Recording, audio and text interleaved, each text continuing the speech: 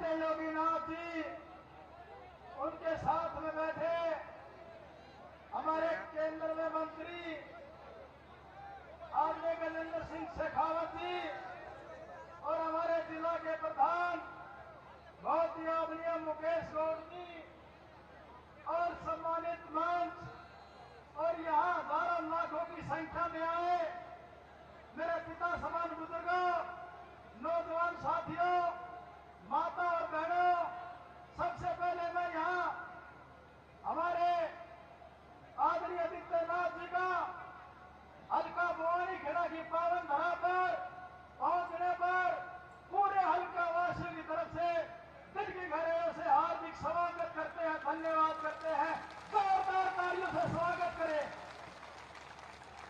बुजुर्गों, नौजवान साथियों, आज आपके बीच में हमारे बहुत ही हिंदुस्तान के दिलों की धड़कन आदरणीय योगीनाथ जी हमें आशीर्वाद देने आए हैं। आपके बेटे भाई को, आपके बच्चे को, एक गरीब परिवार के बच्चे को, साधारण परिवार के बच्चे को आशीर्वाद देने आए हैं। आपने तो ये करके दिखा दिया है कि हिंदुस्तान के हमारे बहुत ही आदरणीय प्रिय नेता आपके बीच में आशीर्वाद देने आए हैं। हल्का भवानी खेड़ा ने तो ये मान लिया है कि कपूर सिंह अपने बेटे भाई को विधानसभा में भेजने का काम करना है। आप लोगों ने एक गरीब परिवार के बच्चे का जब से मेरे को भारतीय जनता पार्टी ने आदेश दिया है चुनाव लड़ने का, आपके बीच में सेवा करने का, आपका चौकीदारा करने का, आपका सम्मान करने का, तब से मेरे प्यारे हल्का वासियों ने मेरे को सर आंखों पर बिठाया। इसके लिए मैं ता जिंदगी आपका शुक्रगुजार रहूंगा। साथियों, आपने विरोधियों के छक्के छुड़ा दिए हैं। आपने एक एक वर्कर साथी ने, माता बहन ने, मेरे युवा साथी ने इतना जोर शोर से हल्का भवानी खेड़ा पे इस भारी मतों से सीट जिताने का काम करना है। और आपके दम से पूरे हरियाणा प्रदेश में अगर कोई पहले नंबर पे चर्चा आती है तो हल्का भवानी खेड़ा की सीट की चर्चा आती है। आप लोगों ने ये भी दिखा दिया है कि आने वाला वक्त कमल का फूल होगा और तीसरी बार केंद्र में सरकार आदरणीय नरेंद्र मोदी जी की भारतीय जनता पार्टी की बना दी है। और अगला काम है जो आपका है कि हरियाणा प्रदेश में कमल का फूल खिलाने का तीसरी बार आप लोगों ने काम करना है। आप लोगों का जोश ये ऐसा ही 5 तारीख बना रहना चाहिए। 5 तारीख का जब तक एक एक वोट पोल ना हो जाए, चाहे रात के 9 बज जाए, अंदर रहना है। एक एक वोट को 5 बजे के 1 मिनट पहले भी उसको अंदर भेजने का काम करना है। और जब तक अंदर एक एक वोट पोल ना हो जाए, हमारा वर्कर साथी, जॉइंट साथी एक में आराम से पानी भी नहीं पिएगा।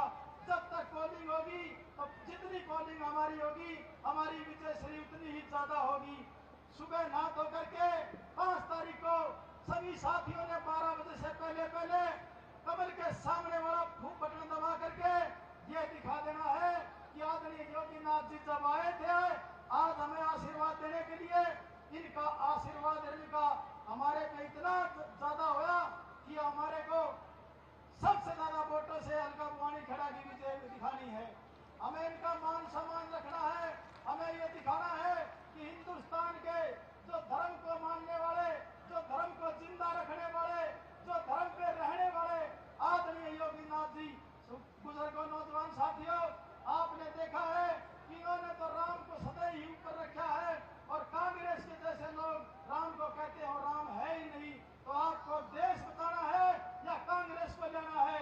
आपने कांग्रेस को जड़ मूल से भगा देना है खोद के, क्योंकि आपने इतना जोश भर दिया है कि कांग्रेस के छक्के छुड़ा दो। साथियों, आने वाली 5 तारीख से पहले ही कांग्रेसी सारे दिन में बढ़ जाएंगे। आज हमारे को योगीनाथ जी का आशीर्वाद मिल गया है। 4 तारीख से पहले हम कांग्रेसियों को भगा देंगे और कमल का फूल खिलाने का काम करेंगे। और आने वाला समय आपका होगा। आपने मेरी बात को सुना, आदरणीय हमारे योगी जी आपको सारी विस्तार से बताएंगे। आपने एक छोटे से बच्चे को, गरीब परिवार के बच्चे को, आपने साधारण साथी को इतना सरा होकर बिठाया है कि मैं जब तक जीऊंगा आपका सम्मान करूंगा, आपका आदर मान करूंगा। आप सबका बहुत बहुत धन्यवाद। साथियों, और मैं तो एक बात और कहूंगा, मैंने पहले भी कहा है अलका भवानी खड़ा के वासियों को कि हम मेरे हो और मैं थारा हूं। सदा रहूंगा, सदा आपकी सेवा करूंगा। आप सबका बहुत बहुत धन्यवाद। जय हिंद, जय भारत। अब मैं भारतीय जनता पार्टी के बहुत ही आदरणीय और जिला के इस चुनाव के प्रभारी और माननीय प्रधानमंत्री जी के रत्नों में से एक रत्न माननीय गजेंद्र शेखावत जी को आमंत्रित करती हूँ, वो आए और अपने वोटों की अपील करें। माननीय गजेंद्र सिंह शेखावत जी।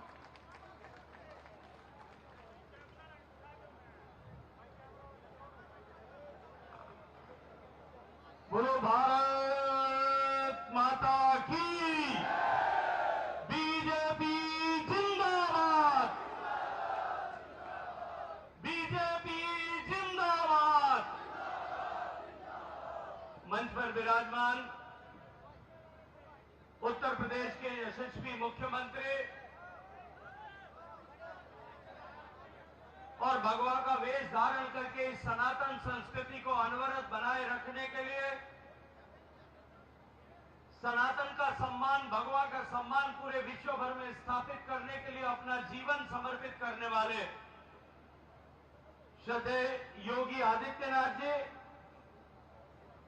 मंच पर उपस्थित भारतीय जनता पार्टी के सम्माननीय जिलाध्यक्ष भाई मुकेश जी, इस भवानीखेड़ा विधानसभा के पूर्व विधायक, हरियाणा सरकार के पूर्व मंत्री भाई विशंबर वाल्मीकि जी, भारतीय जनता पार्टी का कमल का फूल लेकर के आप सबके आशीर्वाद की अपेक्षा के साथ में चुनाव के मैदान में उतरे भाई कपूर वाल्मीकि जी, मंच पर उपस्थित भारतीय जनता पार्टी के सभी वरिष्ठ नेतागण और खड़क किए देवतुल्य जनता का मैं अभिनंदन करता हूं। मैं आप सबके श्री चरणों में प्रणाम करता हूं।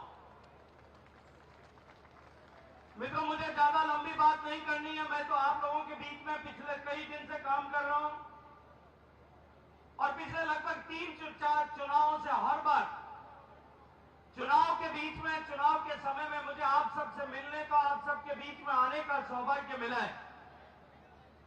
मैं तो सिर्फ इतना कहना चाहता हूं कि 10 साल में माननीय नरेंद्र मोदी जी के नेतृत्व में जहां भारत की सरकार ने काम करते हुए देश के मान और सम्मान को बढ़ाया, देश के गरीब आदमी के जीवन में परिवर्तन किया, गरीब को सम्मान के साथ जीने का अधिकार दिया, गरीब के जीवन में परिवर्तन लाकर के 25 करोड़ लोगों को गरीबी की रेखा से बाहर निकालने का पुण्य अर्जित किया, देश के बड़े बड़े रुके हुए विषयों पर का समाधान करके देश की उन सारी समस्याओं का समाप्त करने का काम किया, भारत का मान और सम्मान पूरी विश्व भर में बढ़ाने का काम किया, भारत की सीमाओं को सुरक्षित करने का काम किया। लेकिन ठीक उसी तरह से आपके आशीर्वाद से हरियाणा में बनी हुई भारतीय जनता पार्टी की सरकार ने भी एक डबल इंजन की तरह, सरकार की तरह काम करते हुए इस हरियाणा को नॉन स्टॉप आगे बढ़ाते हुए, वो हरियाणा जिसकी पहचान पर्ची और खर्ची से थी, वो हरियाणा जिसकी पहचान जमीनों के घोटाले से थी, उस हरियाणा के किसान का सम्मान बढ़ाते हुए, उस हरियाणा के सामान्य मानवी के जीवन में परिवर्तन लाने वाली योजनाओं को धरातल पर उतार करके बिना पर्ची और खर्ची के ईमानदारी के साथ में योग्यता रखने वालों को नौकरी देने का काम किया, हरियाणा की पहचान बदलने का काम किया। एक बार फिर जब देश में माननीय मोदी जी के नेतृत्व में भारतीय जनता पार्टी की सरकार बनी है, तीसरी बार फिर हरियाणा को नॉन स्टॉप आगे बढ़ाने के लिए मोदी जी के संकल्प के अनुसार जो देश आगे विकसित होने की दिशा में आगे बढ़ रहा है, इस 5 साल में विकास की आधारशिला रखने के लिए इस चुनाव में हरियाणा में भी एक बार फिर भारतीय जनता पार्टी को आशीर्वाद देकर के डबल इंजन की सरकार यहां बनाए। याद करिएगा वो पिछले 10 साल जो कांग्रेस की सरकार के समय में दिल्ली में थे, घोटाले और बम धमाकों की गूंज सुनाई देती थी और हरियाणा में जमीन के घोटाले और माफिया राज का आतंक यहां दिखाई देता था। वही लोग एक बार फिर आप लोगों के सामने बेच बदल करके आए हैं। मैं इसलिए आपसे निवेदन करना चाहता हूं कि पूरी जिम्मेदारी और ताकत के साथ में नरेंद्र मोदी जी का हाथ मजबूत करने के लिए, श्रद्धेय योगी जी का हाथ मजबूत करने के लिए भारतीय जनता पार्टी का कमल यहां इस भवानी खेड़ा विधानसभा में खिलाने के लिए भाई कपूर वाल्मीकि को आशीर्वाद देकर के आप सब विजयी बनाए। आप सबका हृदय पूर्वक धन्यवाद करता हूं, आपका अभिनंदन करता हूं। बोलिए भारत माता की। यदि आप लोग ये तय करते हैं, मैं जानता हूं इस खरक कलंगा गांव की ताकत को और सामने बैठे हुए बहुत सारे लोगों को पहचानता भी हूं। यदि आप लोगों ने यह तय कर लिया, खरक और कलंगा ने यह तय कर दिया, तिगराना ने यह तय कर लिया कि भारतीय जनता पार्टी का कमल खिलाना है, कोई ताकत इस भवानी खेड़ा में रोक नहीं सकती। अगर आप लोगों ने तय कर लिया है, अगर तय कर लिया है, आज खरक कलंगा और तिगराना की सरदारी ने तय कर लिया है, दोनों हाथ खड़े करिए, मुट्ठी बंद करिए और योगी जी के सामने संकल्प करिए कि भारतीय जनता पार्टी को विजयी बनाएंगे और जोर से बोलिए भारत माता की, भारत माता की। अब जिनका आप सबको इंतजार था, वो इंतजार आपका खत्म हो रहा है और एक शेर के साथ मैं उनको आमंत्रित करूंगी। सिर्फ आगाज है ये, तो अभी दिले तरंग है बाकी, जिसे अंजाम देना है वो असली जंग है बाकी। हिंदुस्तान की हिंदू हृदय सम्राट माननीय महंत योगी आदित्यनाथ जी गोरक्ष पीठाधीश्वर आज खरक की पावन धरा पर पहुंचे हैं। मैं उनको आमंत्रित करती हूँ, वो आपसे मुखारबिंद है।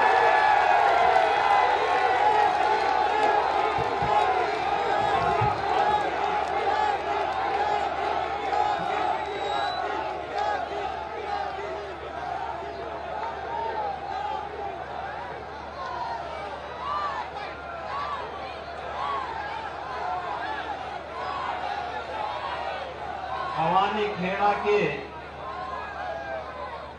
ऐस पवित्र भूमि पे आप सबने मेरी राम राम। भारत माता की, भारत माता की, भारत माता की। वंदे वंदे वंदे। केंद्रीय मंत्री माननीय श्री गजेंद्र सिंह शेखावत जी,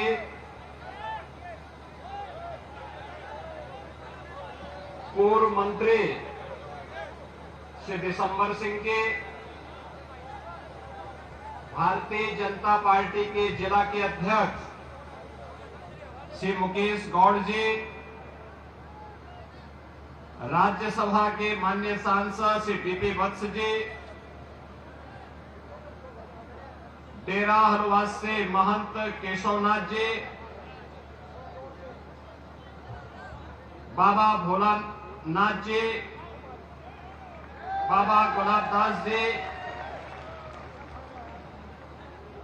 विधानसभा के प्रभारी श्री जोगेंद्र सिंह जी, प्रवासी देवी सिंह राणा जी, श्रीमती मीना परिमार जी, श्री नंदराम धानिया जी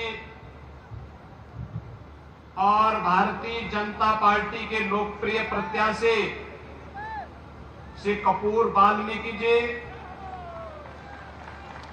भारी संख्या में भवानी खेड़ा में उपस्थित इस क्षेत्र के सभी मेरे उपस्थित बहनों और भाइयों,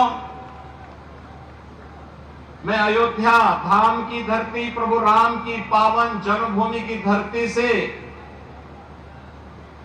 आज आपके इस पवित्र भूमि पे, जिस भूमि ने देश की सीमाओं की रक्षा करने के लिए अनेक वीर योद्धा दिए, जिस धरती पर महान संत बाबा रणमत मान धाता जी का जन्म हुआ था, इस पावन धरा को मैं कोटि कोटि नमन करते हुए आप सभी का मैं अभिनंदन करता हूं। बहनों और भाइयों,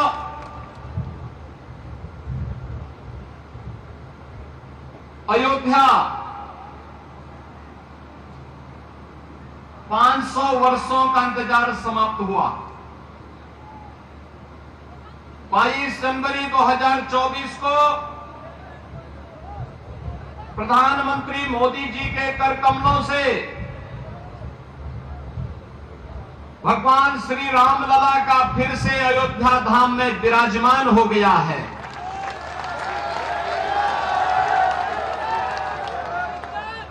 पूरा देश और पूरी दुनिया अभिभूत है, आनंदित है।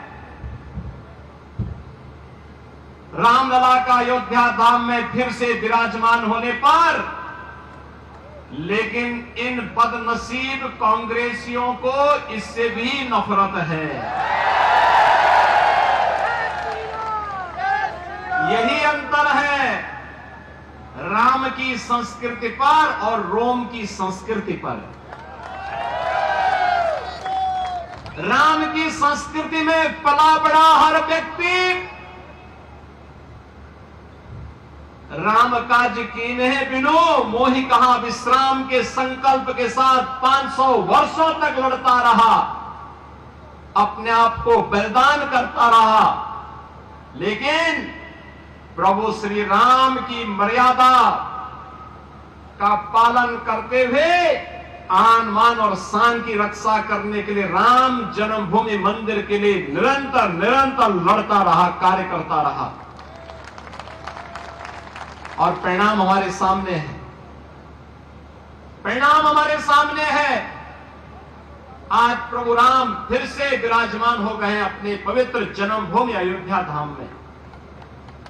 बहनों और भाइयों, एक तरफ अयोध्या धाम में प्रभु राम का विराजमान होना, दूसरा रोम की संस्कृति में पले बढ़े वे लोग, वे बदनसीब जो दुर्भाग्य से अपने को एक्सीडेंटल हिंदू कहते हैं, वे कैसे इसको बर्दाश्त कर पाएंगे। वे कहते हैं कि अयोध्या में जब रामलला का मंदिर का उद्घाटन हो रहा था तो वहां पे नाच गाना चल रहा था। अरे जिंदगी भर तो यही तुम्हारा खानदान करता रहा। इसीलिए तो हिंदुओं का अपमान करना, भारत की सनातन संस्कृति को कोसना और भारत के बाहर जाकर के भारत की परंपरा और भारत के संवैधानिक संस्थाओं को कटघरे में खड़ा करके अपने कृत्यों पर और अपनी योग्यता पर स्वयं प्रश्न चिन्ह कांग्रेसी हमेशा लगाते हैं। बहनों और भाइयों, मैं तो आपसे कहने के लिए एक बात कहने के लिए आया हूं। आखिर अयोध्या में 500 वर्षों की इतनी लंबी लड़ाई लड़ने की आवश्यकता क्यों पड़ी? 1526 में जब अयोध्या में रामलला के पवित्र जन्मभूमि पर भगवान रामलला का मंदिर तोड़ करके एक गुलामी का ढांचा खड़ा कर दिया गया था। बहनों और भाइयों, इसकी नौबत ही नहीं आनी चाहिए थी। हम मानते हैं मुगलों ने आक्रमण किया, वे नहीं चाहते थे हिंदू धर्म और संस्कृति का नामो निशान रहे। अंग्रेज नहीं चाहते थे। अंग्रेज भी देश के अंदर लड़ाने भिड़ाने का काम करते थे। वे भी आपकी धर्म और संस्कृति पर गौरव की अनुभूति नहीं कर सकते थे। दुर्भाग्य से आजाद भारत में पहली सरकार इन बदनसीबों के हाथों में लगी, जिन्होंने भारत की परंपरा और भारत की संस्कृति को रौंदने के सिवाय भारत को कभी भी गौरव के साथ खड़ा नहीं होने दिया, कभी नहीं खड़ा होने दिया। और इसीलिए आज मैं आप सबसे कहने के लिए आया हूं कि बहनों और भाइयों, 2014 में मोदी जी देश के प्रधानमंत्री बने। 2017 में उत्तर प्रदेश में भारतीय जनता पार्टी की सरकार बनी और उत्तर प्रदेश में डबल इंजन की सरकार जब बनी और डबल स्पीड से चलना प्रारंभ हुई, मात्र 2 वर्ष के अंदर 500 वर्षों की समस्या का समाधान हो गया। यह है डबल इंजन सरकार की ताकत। ये डबल इंजन सरकार की ताकत का एहसास आज पूरा भारत कर रहा है। पूरे भारत के अंदर आज इसका एहसास हो रहा है। लेकिन 140 करोड़ भारतवासी गौरवान्वित हैं, खुश हैं, प्रसन्न हैं, लेकिन कांग्रेस को इससे भी पीड़ा है। और मैं तो इस विधानसभा क्षेत्र के वासियों को खासतौर पर भवानी खेड़ा और इस गांव खड़क को इस बात के लिए अभिनंदन करूंगा कि इन्होंने कांग्रेस का खाता खोलने ही नहीं दिया, कभी नहीं खोलने दिया। क्योंकि यहां के बहादुर लोग जानते हैं कि लोग जब भी कांग्रेस के लोग आएंगे देश के साथ गद्दारी करेंगे। इन्होंने अपने राजनीतिक स्वार्थ के लिए देश का विभाजन किया, देश के अंदर हिंदू मानबिंदुओं के साथ खिलवाड़ किया, तुष्टीकरण की हदों को पार किया, विकास के नाम पर केवल अपने घर को भरते रहे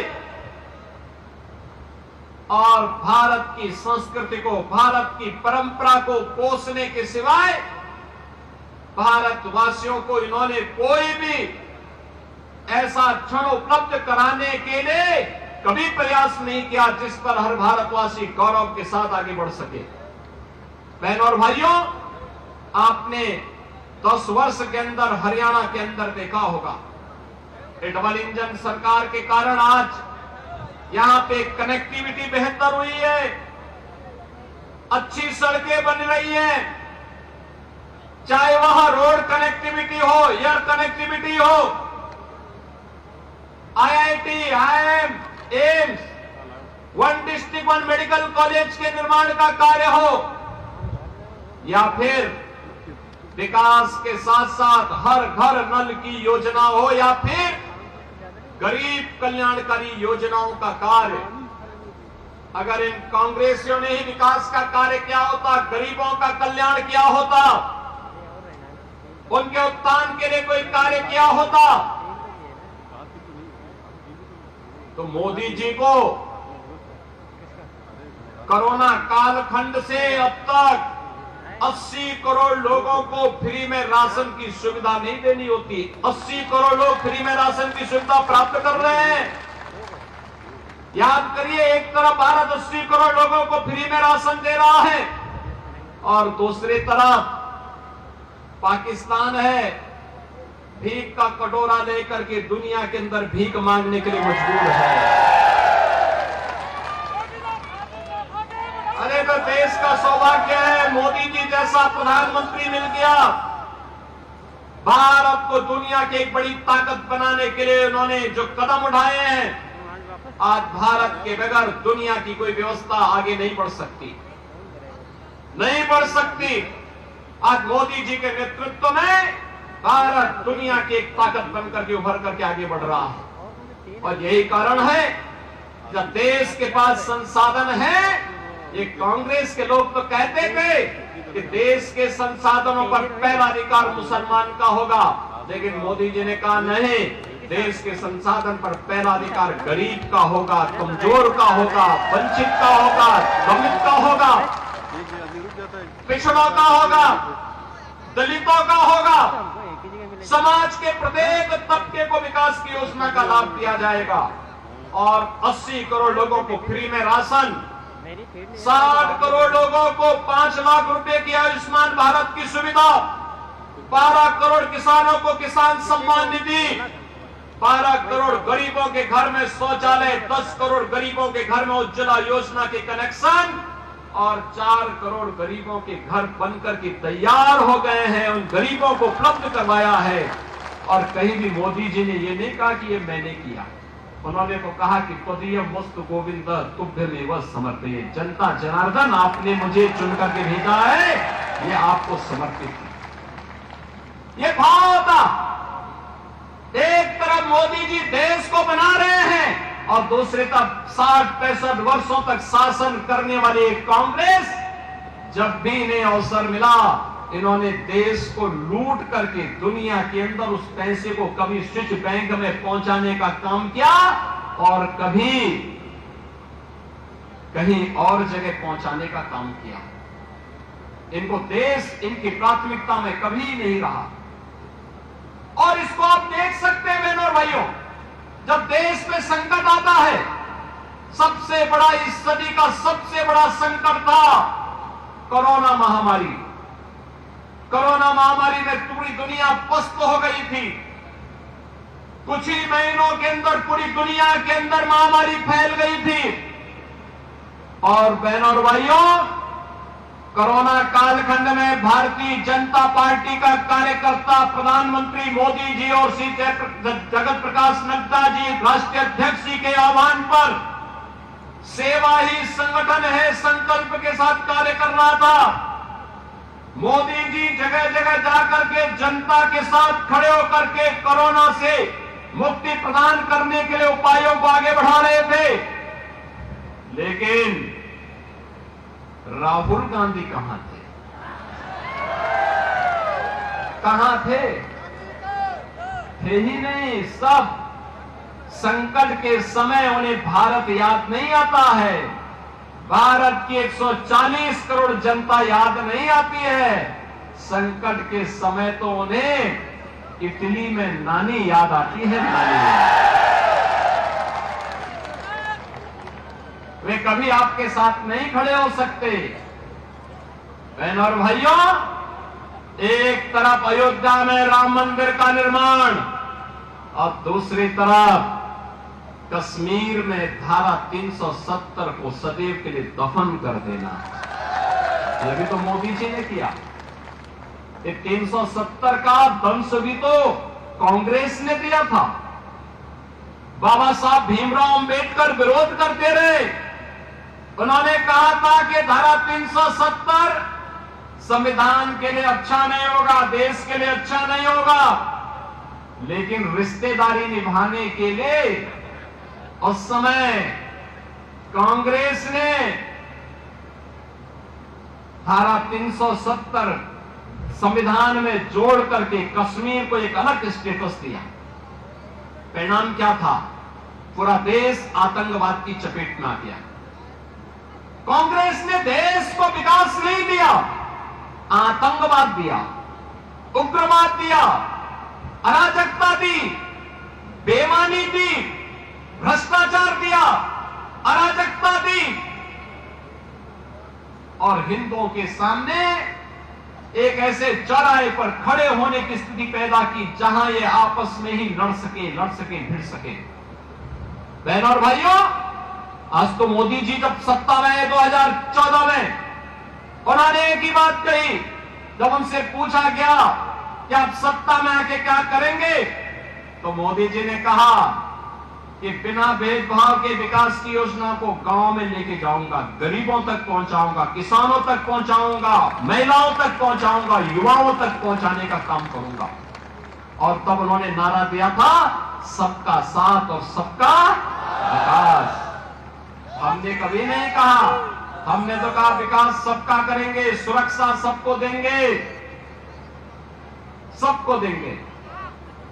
बहनों और भाइयों, इन बदनसीबों के कारण पूछो ना इन लोगों से क्या कर रहे थे।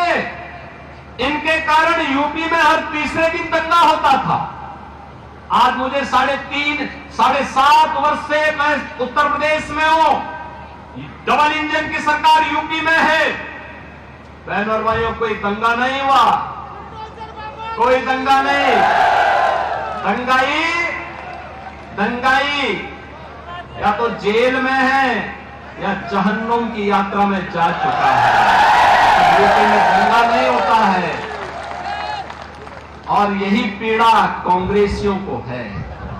कांग्रेसियों की पीड़ा इसी बात को लेकर के है, क्योंकि कांग्रेस ने यूपी के एक खतरनाक माफिया को, बर्बर जो दुर्दांत माफिया था, उसको भी शरण दिया था और कई कई महीनों तक उसको अपने संरक्षण में रखा था। उसके साथ इनकी व्यावसायिक पार्टनरशिप थी।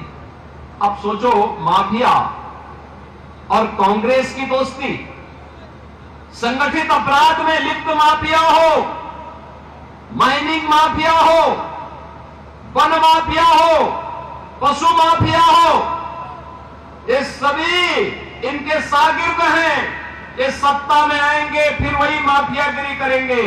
इसलिए अच्छा है कि सत्ता में ही ना आए, इनको सत्ता से ही दूर रखो और भारतीय जनता पार्टी जो विकास का कार्य करा रही है, इसके लिए भारतीय जनता पार्टी ने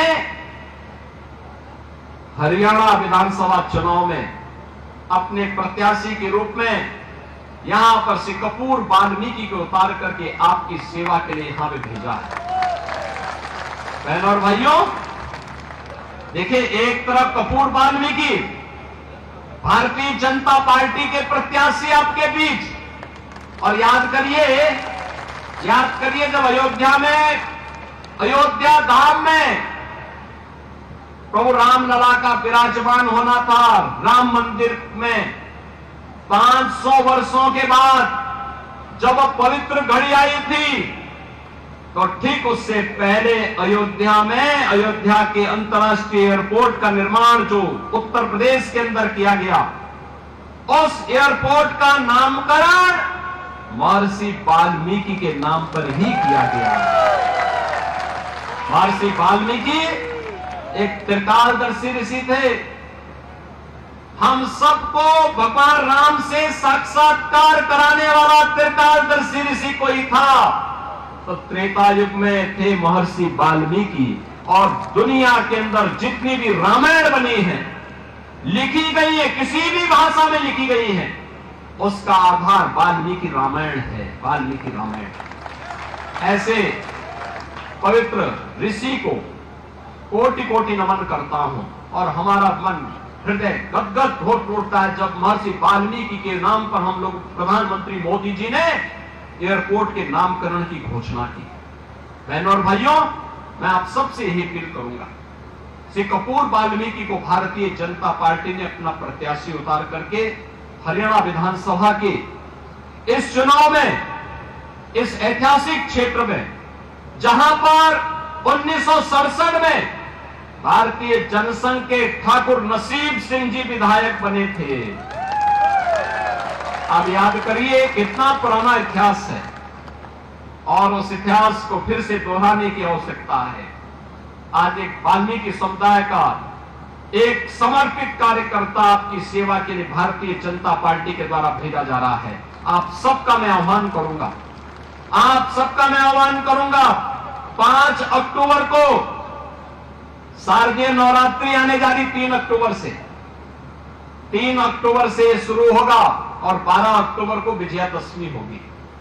बहनों और भाइयों, विजयादशमी धर्म, सत्य और न्याय की विजय का पर्व है हम सबका, और विजयादशमी के पूर्व भारतीय जनता पार्टी का झंडा, कमल आपके यहां खिलना चाहिए, आह्वान करने के लिए मैं आपके बीच आया हूं।